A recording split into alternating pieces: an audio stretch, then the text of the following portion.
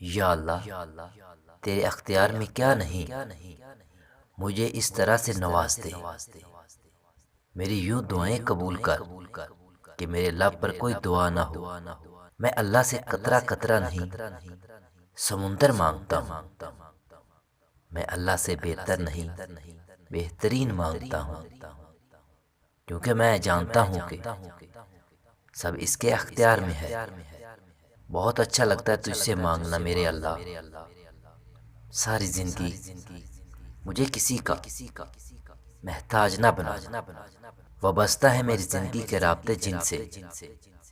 اے اللہ پاک، ان کو اپنی رحمتوں سے ہمیشہ خوش رکھنا۔ ہم اپنے مالک کے کرشموں کو کبھی نہیں سمجھ سکتے، وہ عجیب ہے، بہت آزماتا ہے، آخری حد تک لے جاتا ہے، اور پھر ایک دم سے کچھ ایسا کر دیتا ہے کہ تمام زخم ایک ساتھ بھر جاتے ہیں۔ یاد ہی نہیں رہتا کہ تکلیف کیا تھی۔ بے شک تیری رحمت ہماری مایوسیوں سے کہیں زیادہ ہے، اور ہماری زندگی کے بارے میں تیرے فیصلے ہماری خوشیوں سے کہیں بہتر ہیں۔ یا اللہ، ہمارے نصیب میں لکھ جو ہمارے لیے بہتری کا باعث ہو، اور ہمیں ہر آزمائش سے محفوظ فرما۔ جو لوگ ہر چیز خوشی سے اللہ کے ہاتھ میں تھما دیتے ہیں، وہ ممکنہ طور پر ہر چیز میں اللہ کا ہاتھ پائیں گے، کیونکہ فکر وہاں ختم ہوتی ہے جہاں ایمان شروع ہوتا ہے۔ دعا کی سب سے بڑی خوبی یہ ہے کہ جہاں دعا مانگنے والا ہے، وہیں دعا منظور کرنے والا ہے۔ اگر آپ با آواز بلند دعا مانگے تو وہ دور سے سنتا ہے، اگر آپ دل میں دعا مانگے تو وہ وہیں موجود ہوتا ہے۔